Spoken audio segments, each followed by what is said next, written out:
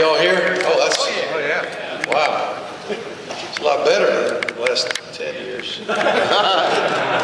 we can hear, we don't have to scream. Oh, it's an exciting day. I know, first of all, we just appreciate you guys so much to be here for this day. I can promise you, this staff has been working their tail off. It's been quite a grind in recruiting. We all know our season wasn't the best, and there's been a lot of things that we've had to battle, maybe a little bit more than other years when it comes to recruiting.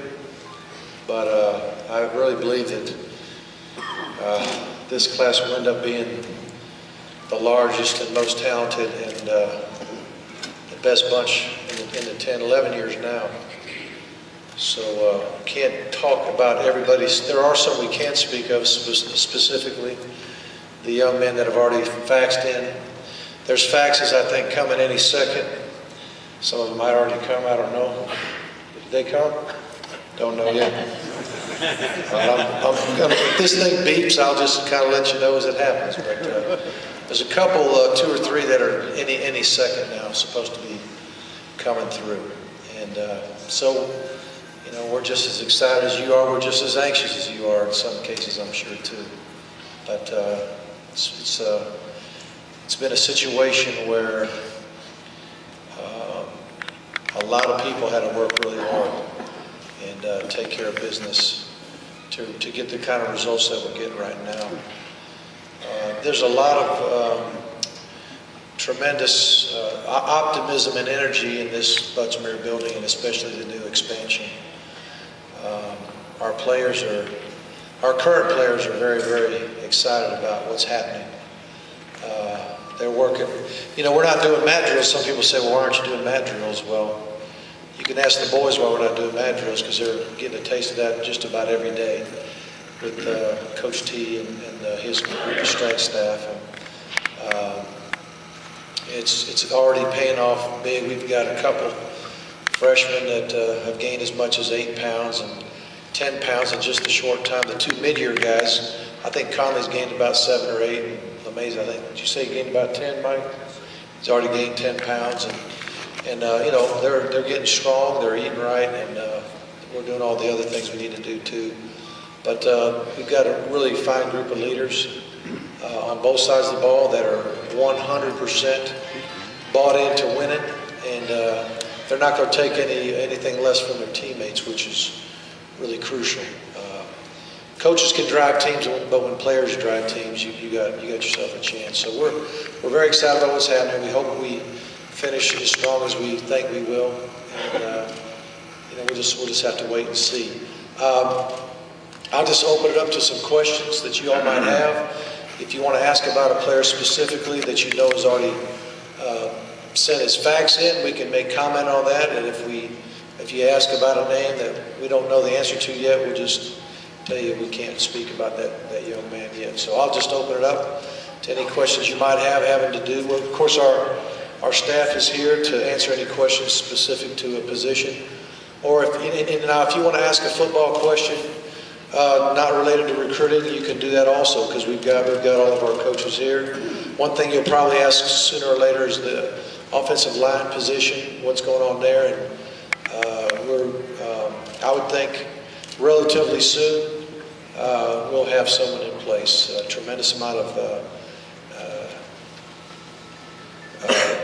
interest in this opportunity. My phone was blown up hard after Coach Searles decided to go to Texas, and it still really hadn't slowed down much. But we've got some tremendous people to choose from, and we'll probably knock that out hopefully in the next few days or so. You know, for sure by early next week. A lot of us are just going to spend a couple of days just relaxing after the grind of recruiting and the entire season, for that matter. It's from August 1st till about now. There's hardly a day off other than we get a little Christmas break there for about 3 or 4 days. But other than that, it's 7 days a week, so we're a little bit tired. But anyway, just ask away and we'll get her going. We got a question about anything? Yes, sir. What y'all plan on doing with Malcolm Mitchell? All right, with Malcolm Mitchell, I'll say this, you know. I can't talk. That's one that didn't come in yet. Oh, yeah. Thank you. I did get a beep here. No, I didn't get a beep. That's somebody else's phone. Okay. Can't make comment on that. Well, that's, the Valdosta, he's one of them. He's one of them. So we're still waiting. Yes? Coach, appreciate your time. I wonder if you can help us Say again? I wonder if you can help us as supporters of the program understand the report that came out last week that says we're at the top in revenue that comes in, but we're at the bottom in what we spend when it comes to football. Can you help us understand that better? Well, I guess that's about as black and white as you can get it. And what are your thoughts about that? My thoughts are that I think, well, I won't say that. I know that I'll say what I've been saying for the last little bit about Mr. McGarity. Very thankful he's here. He has a lot of tremendous ideas about the things that we can do to become better as an athletic association and in particular in football. And I've said it many times, but I do feel like a brand new head coach, and that I don't think a week has gone by, and sometimes a day hadn't gone by, where he hadn't said, tell us what you need.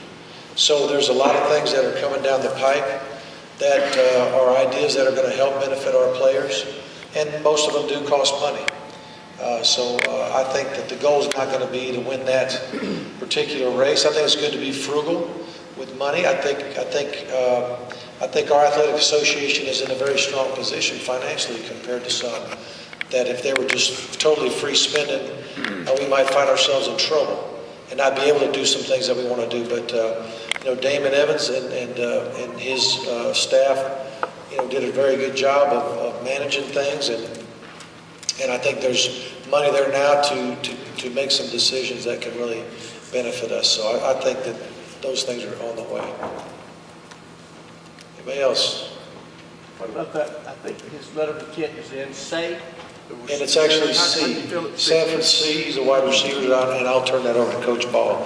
Tony Ball.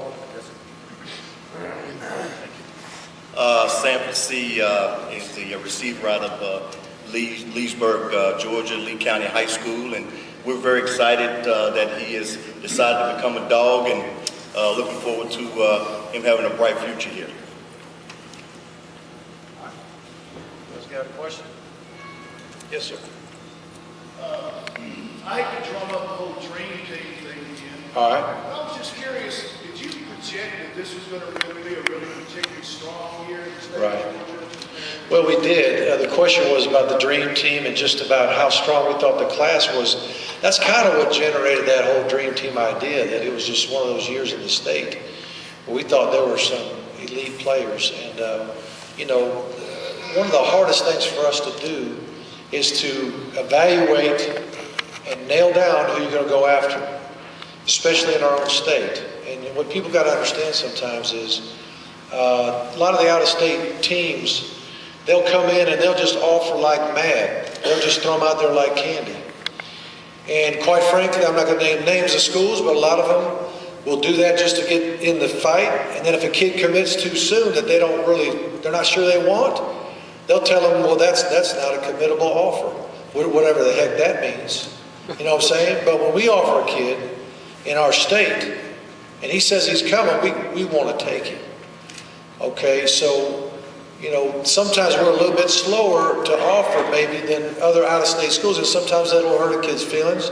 Sometimes that might even hurt a coach's feelings. That's not our intention. Our intention is to have integrity when we offer a kid and be able to follow through.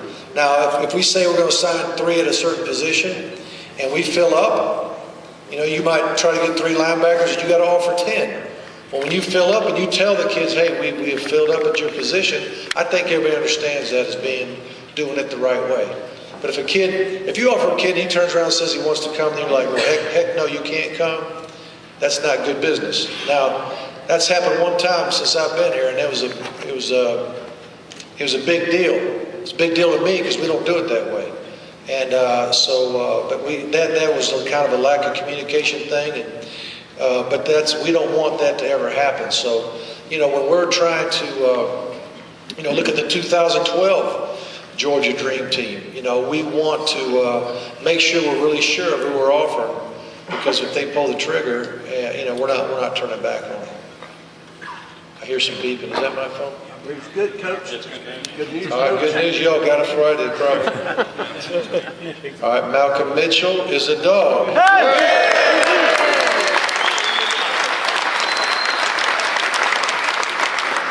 I can answer the question. What are we going to do with Malcolm Mitchell? Well, Malcolm is an athlete. Malcolm, you know, kind of going into this season, Malcolm was a guy that everybody was projecting as a corner. And then Coach Rance Gillespie, you know, went over to that school at Valdosta, and he started putting this spread offense in and used him, you know, awful lot like as a wide receiver. And I think he might have led the state in receptions. He had 70-some catches, and you watch his highlight, and he can do anything he wants to do. And that's kind of, you know, we're going to see how this whole class comes together. We're going to see what we got on campus and all that. And we've had conversations with Malcolm to play, the possibility of playing either position. I think he's up for either one. And we're just going to do what we think is best for Malcolm and what we think is best for Georgia. But he's a true playmaker on either side of the ball, and he's a tremendous return man too. He'll have a great opportunity in that area also. Coach Rick, I just want to say thank you. Thank all the coaches for staying with us. Hold up. Give me the mic. I just want to say thank you, Coach, and all of you coaches for sticking with us and staying with us. And I still feel great things coming for this year. And we love you, and God bless you, and thank you for what you're doing for us.